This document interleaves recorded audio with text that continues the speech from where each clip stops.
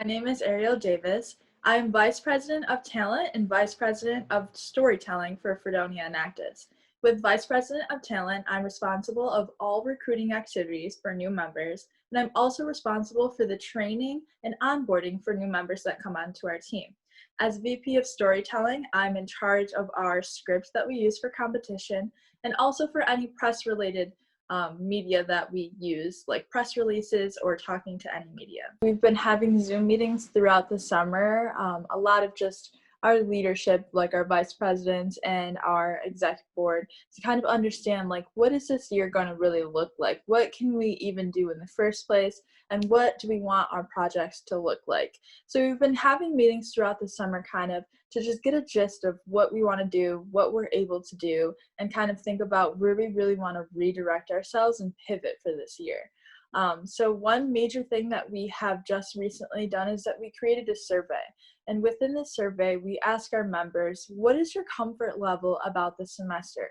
Are you coming back to campus? Are you going to be continuing with Enactus? Are you going to be continuing with other activities? Just so we know, how many members do we even have coming back? Because this is a very trying time, and I understand a lot of students' concern about their own safety, whether that's financially or their health or in general, and even maybe about their family. So we have this survey asking, what is your comfort level and what are you doing? Are you coming back to campus or not? Within the survey, we also ask them, okay, so if you are going to participate in Enactus, what are you comfortable doing? Are you okay with having meetings, small meetings with face masks, obviously, or do you want everything to be virtual, or are you okay doing both, like hybrid, or possibly are you okay with doing nothing at all, like kind of to gauge our members' comfort level, because we don't want anyone to feel unsafe and we don't want anyone to be uncomfortable and feel like they absolutely have to do something that might put them at risk, you know? So we really want to gauge to see what our members' comforts level are. So we ask them, what are you comfortable with for team meetings, for working with partners, for social gatherings so that we can still get to know each other, and we just ask them their comfort level for each of those. We also included in our survey, what are you interested in working on this semester? Do you want to work on projects that deal with public health? Do you want to work on projects that deal with unemployment? Do you want to work on projects that help small businesses survive because it's a very tough time for them? So we're also gauging our team members' interests and our team members' passions going into this year. And then to add on to that, it kind of helps us gauge what are we even going to be doing with our projects this year, because the needs of our communities are absolutely changing. And we want to make sure that we're still helping people in a place where they actually need it. So we're definitely going to be doing some more needs assessments this year to kind of understand what's actually going on with our community and where is the actual need and where is the actual help wanted and needed. That way we're not just doing projects that we have been doing forever that might not be relevant right now, or that are just, we don't want to do something that would just look that good in competition at the end of the year. You know, we want to actually make the impacts within our community. So we're going to be doing new needs assessments, but we're also gauging the interests of our members so that they can make sure that they stay engaged into our activities. We also touched on what our members would be interested in learning. So because our projects will look different and because there's going to be a lot of just new practices in general for Enactus, we want to make sure that our members are staying engaged. So we've been thinking about hosting trainings and like webinars or seminars for our members to learn things. So we asked them, what are skills that you're going to be interested in learning this semester? And we had things like LinkedIn, networking, job search in the new world, professionalism, how to run a Zoom meeting, things like that, so that they can still learn even if it's not within a project. Right, so our team is actually consisted of about 70 to 90 people each year. So a survey is the best tool for us to basically understand what everyone is thinking, because it would truly be hard to be able to just call or text people. So that's why we use GroupMe, which allows people to be in large groups so that we can have a group chat at all times. So we utilize that tool to keep communication open. So we'll be sending in our survey through that and also through email. Personally, it wasn't my idea as VP of Talent to come up with the survey, but our e-board did meet and we decided that we really should gauge the commitment level and also the comfort of our members. One thing that we have tried to incorporate into our meetings is different like games or different polls and things like that, or we'll watch videos together. That way that they are staying engaged and it's not always just us talking. We have used Linktree and played a game on that. We played this game called like who would be most likely to, and it was like live in a big city, and then you could see the live results of the polls. So we think we're going to use that tool a lot of times within our meetings to keep people engaged and to also maybe possibly gauge everyone's interest or gauge everyone's idea all at the same time during virtual meeting. We also use Google Drive within our meetings. So say we have a document and we're brainstorming, we have our Google Drive and someone will pull it open and they'll have like a document. That way, if we're shooting out ideas, someone can just be our scribe and write it all down so that it's all in one area, but people can also look at it. So one thing that we found is very important is that we don't want to create virtual burnout. We don't want to have meetings all of the time that maybe like every single week, especially throughout the summer because people's work schedules are crazy. But we wanted to make sure that we spaced out our meetings and that each meeting was valuable and each meeting was productive and effective. That way, none of our members felt like they were burned out from it because everything's going virtual now and it still can be draining. I've seen a lot of articles on LinkedIn that are like, can this be used in an email? Can you communicate about this in a meeting, or does it have to be a meeting? And I think that's something that's very important heading into this year as well, is does this have to be a meeting or can this be an email? That way we don't create any more burnout or any more burden for our members and any more stress that they're already feeling. So our main tactic right now to keep people involved is to try to create the trainings and create the seminars for people to learn so that they're still gaining skills while maybe our projects look a little different.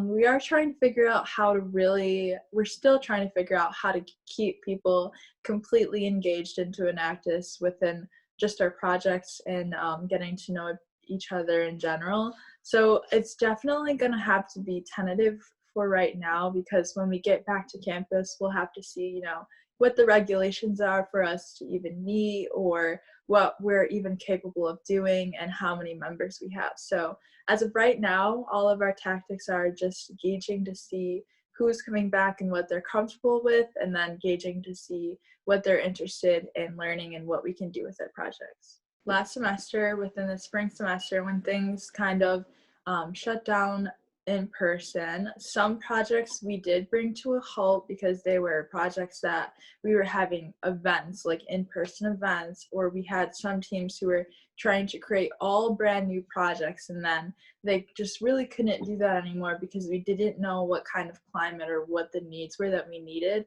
and we also couldn't have people get together. So we did have to gauge which projects did we really want to continue right now, or which projects do we want to just hold off and see what the climate is going to look like and what we can do within the future and start again next semester. So some projects we did continue. There was one project where we helped a professor open up an art market so that members of the community could showcase their art but also make money. And we had a grand opening right before COVID hit. And then afterwards, we kind of tried to see how we could help them adjust to the new virtual world because people couldn't come into the art market anymore. So we had to help other partners learn how to be virtual as well. So we came up with ideas where they could do virtual paint and sibs, virtual showcasing, and things like that. So one thing that we did have to learn is we really had to learn how to prioritize and how to streamline our efforts so that we were actually making an impact and that we were also weren't creating virtual burnout and making sure that all of our members could still feel like they were doing something valuable. So we definitely learned how to prioritize and also how to help other people become virtual as well. And that's kind of tying into what we're thinking about for the next semester is we want to make sure that we're helping people who really need the help right now and we really want to make sure that we are going to continue making an impact. So when we look at our projects, we're going to look at what are the needs in the community right now? How can we actually help people? But then we're also going to look at how can we actually help small businesses that might be struggling to even keep their doors open right now. We do have two divisions, Edge and Add Value. Edge helps small businesses or startups with their economic, it's almost like a consulting division. And then we have Add Value, which sells marketing content to local businesses. So we'd have graphic designing and videography. And we're really going to figure out how can those two divisions help the small businesses in our community keep their doors open so that they aren't lost to COVID, because it is a very trying time for them.